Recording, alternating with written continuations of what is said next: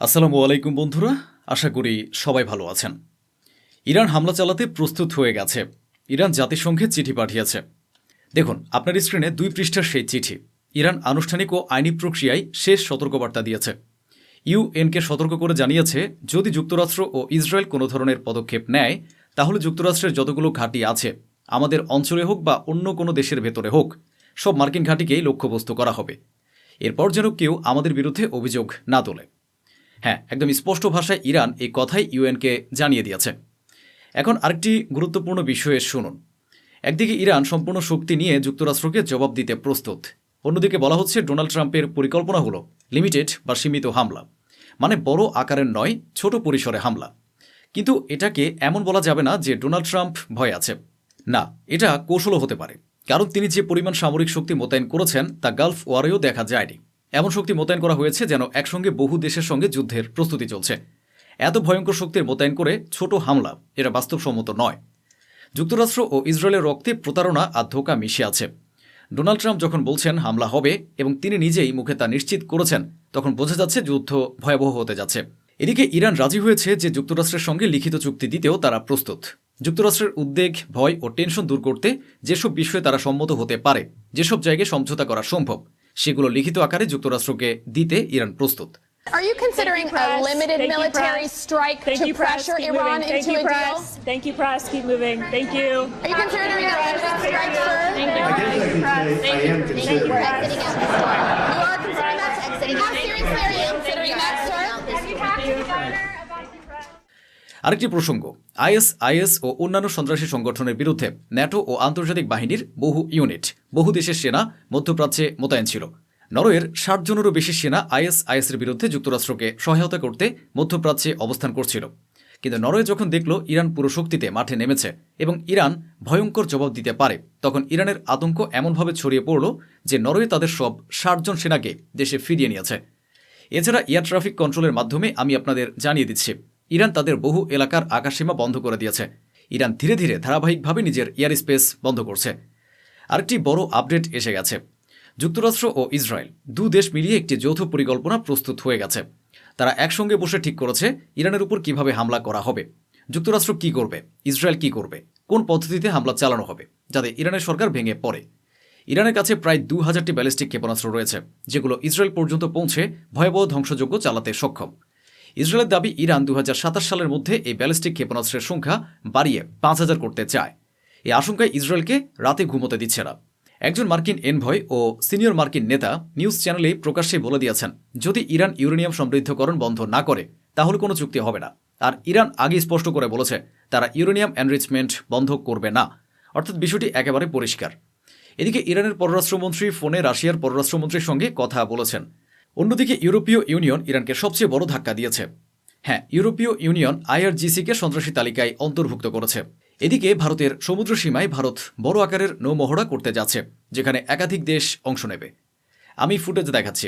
ইরানের নৌবাহিনী ইতোমধ্যেই এসে গেছে। এই মুহূর্তে তারা ভারতের সঙ্গে যৌথ মহড়ায় অংশ নিতে প্রস্তুত। এখন পরের ছবিটি দেখুন। ইরানের নৌবাহিনীর কমান্ডার ও ভারতীয় নৌবাহিনীর কর্মকর্তাদের মধ্যে সাক্ষাৎ হয়েছে। আরেকটি রিপোর্ট তৃতীয়বারের মতো এসেছে। আল্লাহ রহম করুন। এই ভয়ঙ্কর রিপোর্টটি হল, যুক্তরাষ্ট্র আলাদা আলাদা ব্যক্তিগত নেতাদের উপর সরাসরি হামলা চালাতে পারে। খামেনি, ইরানের সর্বোচ্চ নেতা, ইরানের প্রেসিডেন্ট, পররাষ্ট্রমন্ত্রী, এমন শীর্ষ নেতাদের উপর সরাসরি আঘাত হানার পরিকল্পনা রয়েছে। যেমন আপনারা হামাসের নেতা ইসমাইল হানিয়ার কথা স্মরণ করতে পারেন। তাকে তেহরানের ভেতরেই হত্যা করা হয়েছিল। আমার কথাটা বোঝার চেষ্টা করুন। তেহরানের মধ্যে তাকে মারা হয়েছিল। ইরান কি তখন কিছু করতে পেরেছিল? না, পারেনি। চিৎকার চেঁচামেচি সবই হয়েছে, কিন্তু সে হত্যাকাণ্ড আগে থেকে খুব বড় পরিকল্পনার মাধ্যমে করা হয়েছিল। কারণ ইরানের ভেতরে মোসাদের গুপ্তচর আছে। ইরানের দারিদ্র্য এমন পর্যায়ে পৌঁছেছে যে কাউকে $200 দিলেই খুন করিয়ে নেওয়া যায়। বুঝছেন তো ব্যাপারটা? এইভাবে ইসমাইল হানিয়ার হত্যাকাণ্ড সফলভাবে সম্পন্ন করা হয়েছিল। আর এভাবে যদি ইরানের শীর্ষ আইআরজিসি কমান্ডার ও শীর্ষ বিজ্ঞানীদের যুক্তরাষ্ট্র ও ইসরায়েল প্রতারণার মাধ্যমে হত্যা করে থাকে, তাহলে সেটা নতুন কিছু নয়। এজন্যই আমি বলছি এই হুমকিটি ভীষণ ভয়ঙ্কর। কারণ কয়েকজন শীর্ষ নেতাকে ইরানের ভেতরেই যুক্তরাষ্ট্র টার্গেট করতে পারে, এমনকি হত্যাও করতে পারে। অন্যদিকে জার্মানি তাদের নাগরিকদের স্পষ্টভাবে জানিয়ে দিয়েছে, যত দ্রুত সম্ভব যারা ইরানে অবস্থান করছে সবাই যেন দেশে ফিরে আসে। ইরান ছেড়ে দেওয়ার নির্দেশ দেওয়া হয়েছে। ওদিকে যুক্তরাষ্ট্র ও ইউরোপ ইরানের উপর আন্তর্জাতিক নিষেধাজ্ঞা আরোপ করেছে। এরই ধারাবাহিকতায় ডেনমার্ক ইরানের আরেকটি সামুদ্রিক জাহাজ বা তেল ট্যাঙ্কার জব্দ করেছে। এদিকে ব্রিটেন বারবার যুক্তরাষ্ট্রকে বলছে, ইরানের উপর হামলার জন্য ডিয়েগো গার্সিয়া ব্যবহার করো না, এতে আমাদের ভীষণ সমস্যা হবে। কিন্তু যুক্তরাষ্ট্র এখনও ব্রিটেনকে বোঝানোর চেষ্টা করছে, ইরানে হামলার জন্য তাদের ডিয়েগো গার্সিয়া দ্বীপটি ব্যবহার করতে দেওয়া হোক। সেন্টকমের কমান্ডার একটি বড় বক্তব্য দিয়েছেন। তিনি বলেছেন, আমরা প্রতিদিন 100-টিরও বেশি হামলা ইরানের উপর চালাতে পারি এবং কয়েক ঘন্টার মধ্যে ইরানের শাসন ব্যবস্থা উল্টে দিতে পারি, এমনকি ইরানকে পুরোপুরি ধ্বংস করে দিতে পারি। অন্যদিকে ইসরায়েল পুরোপুরি প্রস্তুত। এখন ইসরায়েল হাসপাতাল ও হাসপাতালের পার্কিং লটগুলো নিয়ে নোটিশ জারি করেছে। সব হাসপাতালের পার্কিং খালি রাখতে হবে এবং ডাক্তারদের নির্দেশ দেওয়া হয়েছে 24 ঘন্টার জন্য অতিরিক্ত বেড প্রস্তুত রাখতে। এদিকে স্যাটেলাইট ইমেজ থেকেও ছবি এসেছে, স্পেনের ভেতরেও যুক্তরাষ্ট্রের অনেক ফাইটার জেট দেখা যাচ্ছে। ইরানের পররাষ্ট্রমন্ত্রী এক সাক্ষাৎকারে পরিষ্কার করে বলেছেন, যুক্তরাষ্ট্র আমাদের জিরো এনরিচমেন্টের কথা বলেনি, এখনও যুক্তরাষ্ট্রের সঙ্গে আলোচনা চলছে। আর একটি বিষয় একেবারে স্পষ্ট, আমাদের পারমাণবিক স্থাপনায় হামলা করা হলে আগের মতো তা ধ্বংস হবে না, এবং আজ যদি সেখানে হামলা করা হয় তাতেও কোনো প্রভাব পড়বে না। এদিকে মাইক্রোসফট তাদের 3 জন কর্মকর্তাকে গ্রেফতার করেছে। অভিযোগ হলো তারা মাইক্রোসফট, গুগল এবং এ ধরনের অন্যান্য সংবেদনশীল সোশ্যাল প্ল্যাটফর্ম ও ইন্ডাস্ট্রির বিপজ্জনক ডেটা সংগ্রহ করে ইরানকে সরবরাহ করেছিল। অন্যদিকে পর্তুগালেও যুক্তরাষ্ট্র সম্পূর্ণ সেনা মোতায়েন করেছে। কয়েকটি ছবি দেখলে বোঝা যায় মার্কিন ফাইটার জেট, ট্যাঙ্কার বিমান এবং কার্গো জাহাজ পর্তুগালে ভরে গেছে। বিশ্বাস করুন, এই মুহূর্তে ইরান একা, আর চারিদিকে যুক্তরাষ্ট্রের সেনাবাহিনী মোতায়েন হয়ে গেছে। যুক্তরাষ্ট্রের দ্বিতীয় এয়ারক্রাফট ক্যারিয়ার ভূমধ্য সাগরে পৌঁছে গেছে, যা ইরানের খুব কাছাকাছি অবস্থান করছে বলে মনে করা হচ্ছে। ইরানের পররাষ্ট্রমন্ত্রী বলেছেন, আমেরিকান জনগণ আমাদের শত্রু নয়, বরং যুক্তরাষ্ট্রের সরকার যে নীতিগুলো আমাদের বিরুদ্ধে নেওয়া হচ্ছে সেই নীতিগুলোই আমাদের শত্রু। We don't consider the American states, the Americans as our enemy. We consider the